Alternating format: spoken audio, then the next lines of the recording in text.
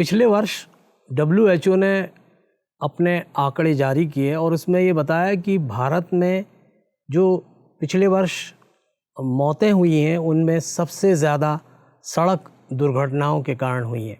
यह काफ़ी चिंताजनक है और इसके बारे में पूरे सरकार का भी ध्यान गया और जो भी संगठन जुड़े हुए हैं, NGOs हैं, उनका ध्यान गया और आगे चलकर एक नियम बनाया गया और वह नियम जो है वो सड़क दुर्घटनाओं से संबंधित है और ख़ास तौर पर सभी आम जनों को उसको जानना ज़रूरी है।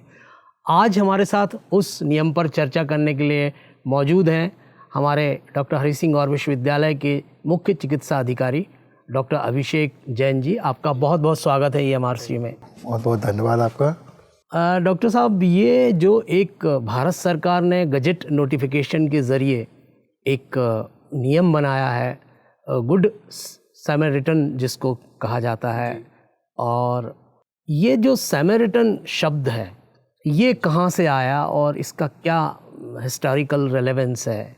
जी, भारतवर्ष में सड़क दुर्घटनाओं के कारण कई मौतें हो रही हैं।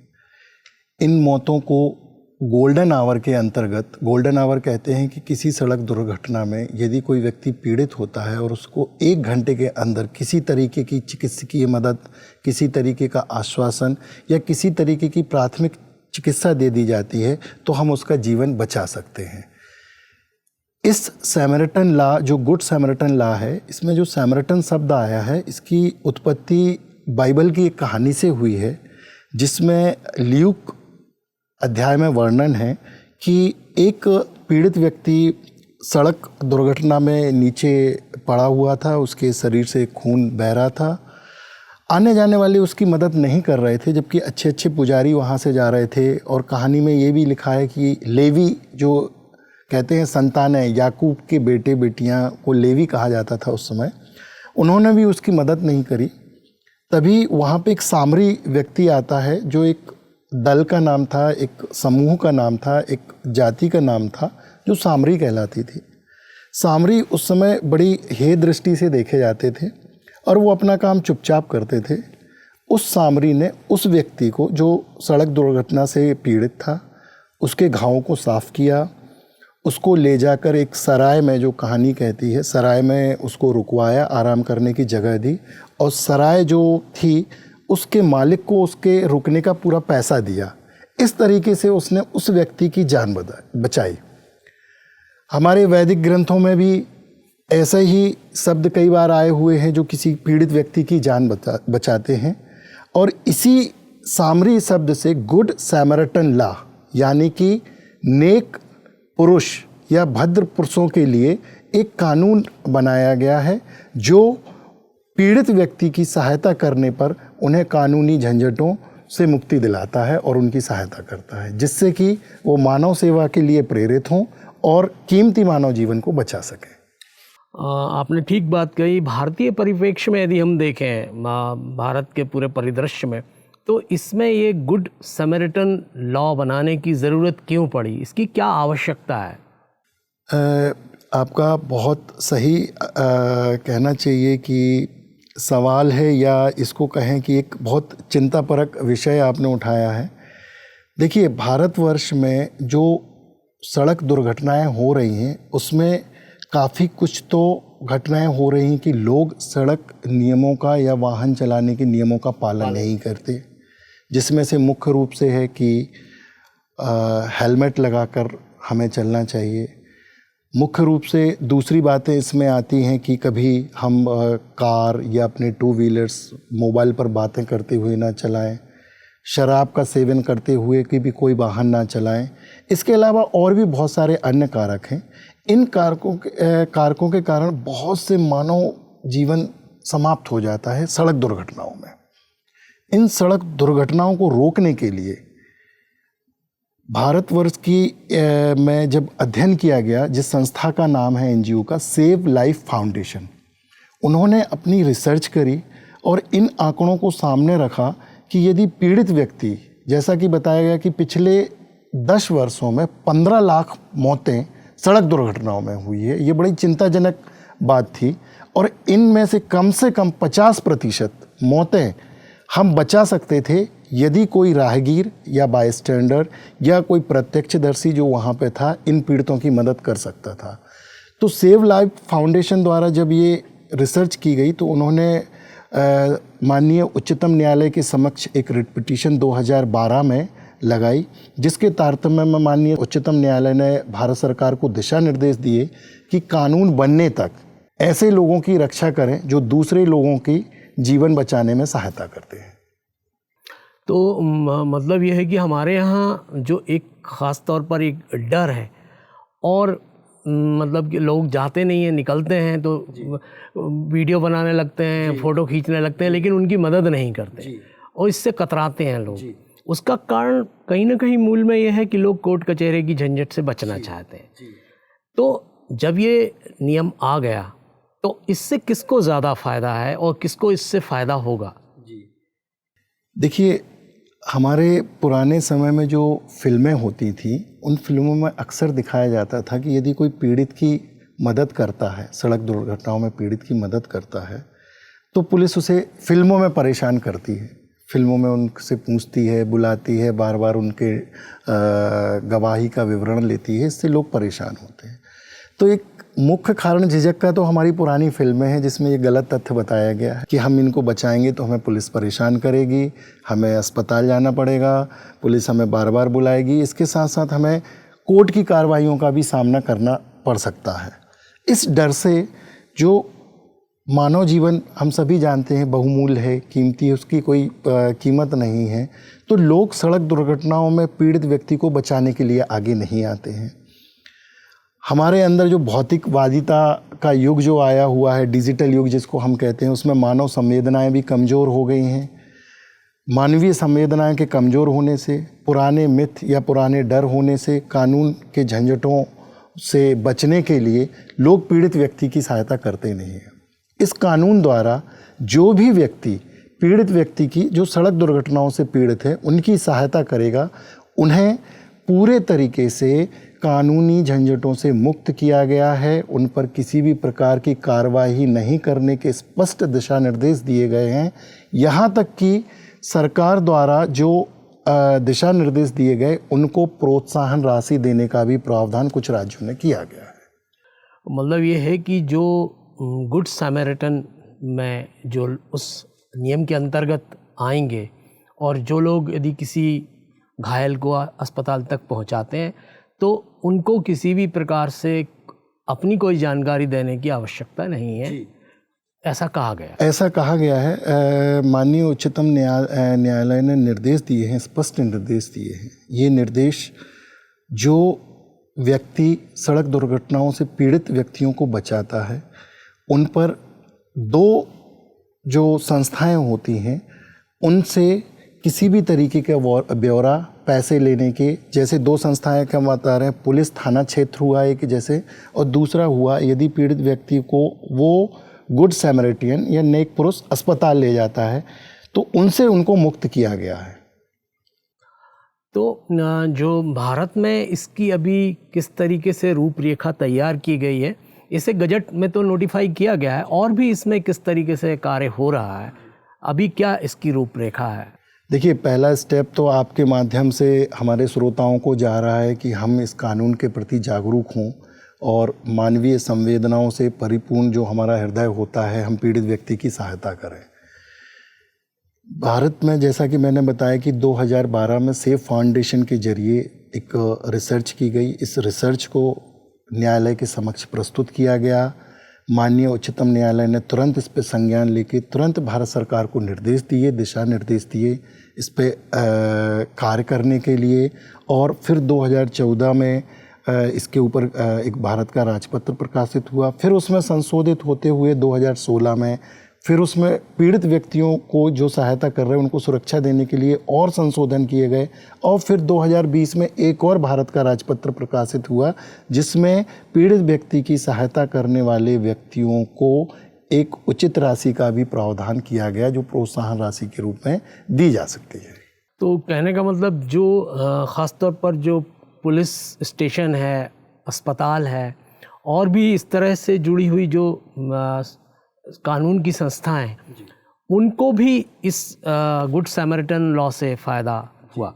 देखिए, गुड सैमरिटन का मतलब होता है एक नेक पुरुष, एक भद्र पुरुष। जैसा कि हमने आपको इतिहास के कुछ संदर्भों में बताया, नेक पुरुष या भद्र पुरुष या सैमरिटन का, गुड सैमरिटन का जो हम मतलब समझना चाहें तो इसमें ये होता है ऐसा व्यक्ति जो किसी बगैर इनाम के लालच में स्वेच्छा से किसी पीड़ित व्यक्ति की मदद करता है, उसे अस्पताल ले जाता है, उसे प्राथमिक चिकित्सा देता है, उसके घाव साफ करता है, या अन्य किसी प्रकार की आकस्मिक सहायता जैसे एम्बुलेंस को बुलाना या पुलिस को बुलाना आदि करता है, तो ऐसे पुरुष को हम नेक पुरुष या गुड सैमरिटन पुरुष कहते हैं।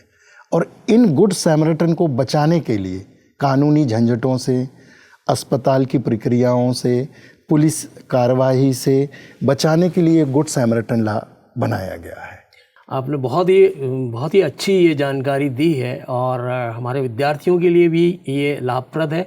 और यूजीसी ने भी, जो यूनिवर्सिटी ग्रांट कमीशन है, उसने भी इस संबंधी दिशा निर्देश दिए। उन्होंने 20 सितंबर 2024 को सभी शैक्षणिक संस्थाएं जो हैं उच्चतर, उन्होंने निर्देश दिया है कि आप इसके बारे में विभिन्न जागरूक कार्यक्रम करें, लोगों को जागरूक करें।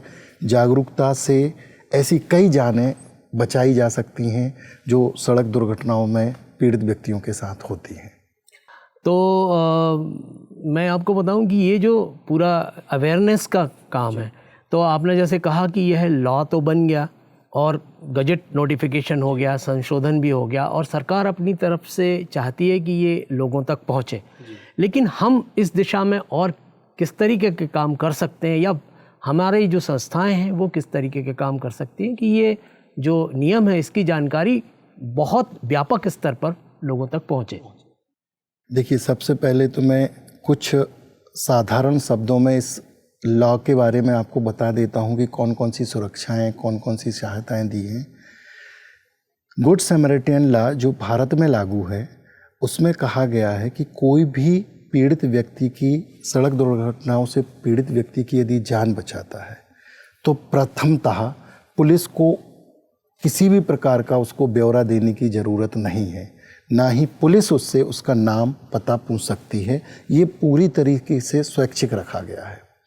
फिर एक नियम में ये भी कहा गया है, यदि पुलिस ज़रूरत पड़ने पर भी पूछना चाहती है या उसे कुछ सवालों के जवाब चाहिए हैं, तो सबसे पहले उसका कंसेंट लेनी पड़ेगी, उसकी सहमति लेनी पड़ेगी।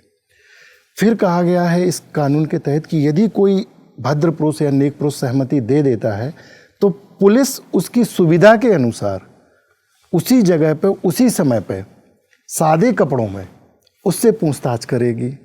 इसके साथ साथ पुलिस को ये भी हिदायत दी गई है कि जो गुड सैमरिटन है उसकी किसी भी जानकारी को वो डिस्क्लोज़ ना करे, नहीं तो उनके अधिकारी को उन पर, पुलिस पर जो ऐसे पीड़ित लोगों की सहायता करने वालों को जो परेशान करती है सैमरिटन पर, अनुशासनात्मक कार्रवाई करने के अधिकार दिए गए हैं। ये पक्ष तो हो गया कानूनी। फिर एक दूसरा बनाया है कि यदि कोई गुड सैमरिटन किसी की सहायता कर रहा है तो उसे कोर्ट में भी जाने की ज़रूरत नहीं है, वो वीडियो कॉन्फ्रेंसिंग के माध्यम से अपनी गवाही दे सकता है।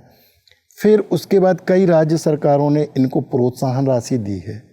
अब एक दूसरा आता है कि पीड़ित व्यक्ति को यदि कोई अस्पताल ले जाता है तो इसमें स्पष्ट निर्देश दिया गया है, और ये बड़ी विडंबना की बात है कि हमारे शासकीय चिकित्सालयों में और निजी जो गवर्नमेंट और प्राइवेट हॉस्पिटल्स हैं, अभी तक लोगों को ये अवेयरनेस, कानून का पालन नहीं किया जा रहा है, क्योंकि माननीय उच्चतम न्यायालय ने स्पष्ट निर्देश दिए हैं कि प्रत्येक अस्पताल, चाहे वो सरकारी हो या प्राइवेट, अपने एंट्रेंस गेट पर, अपने मुख्य द्वार पर ये चार्टर 3 भाषाओं में, हिंदी, अंग्रेजी और जो राज्य और संघ की भाषा है, 3 भाषाओं में ये चार्टर प्रकाशित करे कि नेक व्यक्तियों या सैमरिटन व्यक्तियों से हम किसी भी तरीके से फीस नहीं लेंगे, हम उनका नाम पता ब्यौरा नहीं लेंगे, हम ऐसे सहायता करने वालों का पूरा सम्मान करेंगे और उनकी सारी बातें गोपनीय रखी जाएंगी।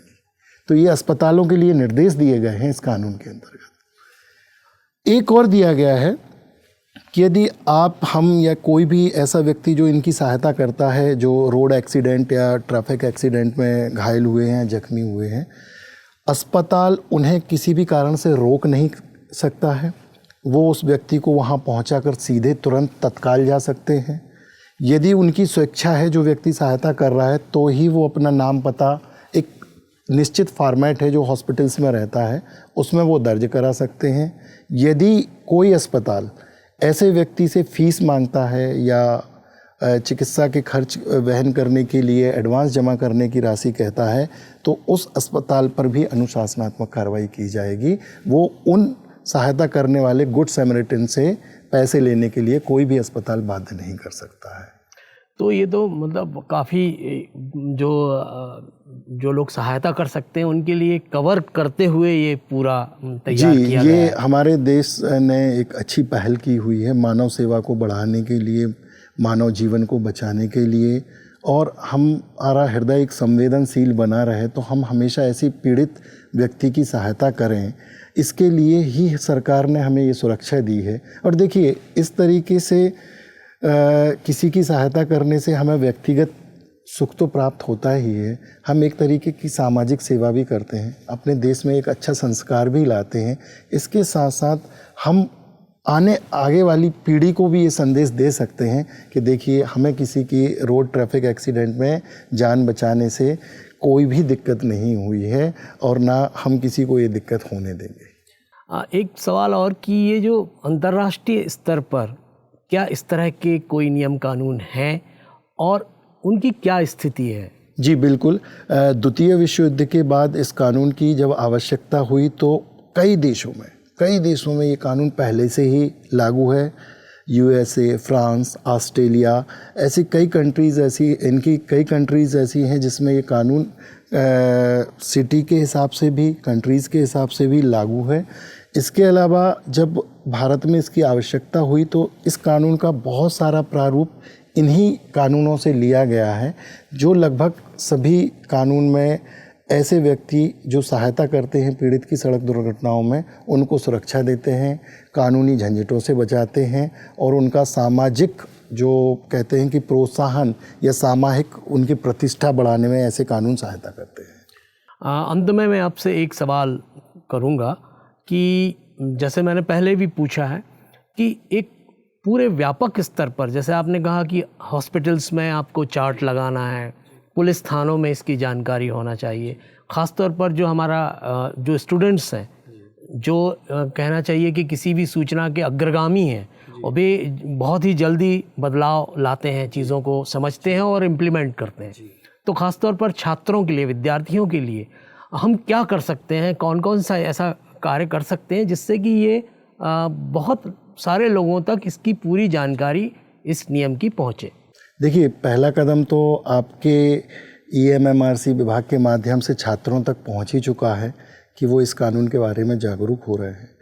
इसके अलावा हमें चाहिए कि हम इन पर लगातार चर्चा करें, चाहे वो व्याख्यान के माध्यम से हो, सेमिनार के माध्यम से हो, वर्कशॉप के माध्यम से हो या किसी तरीके की कॉन्फ्रेंसेस के माध्यम से हो।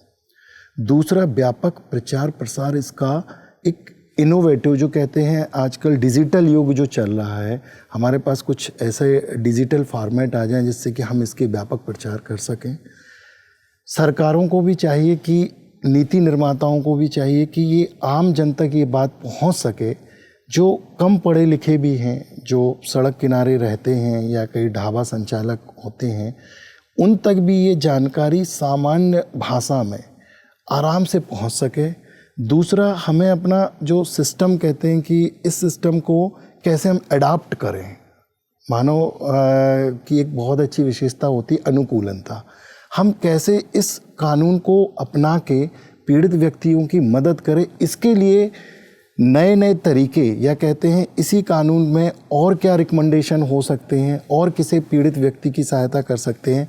जैसे आपने देखा होगा कि ये कानून सिर्फ उन लोगों की सहायता कर रहा है जो सड़क दुर्घटनाओं से पीड़ित है।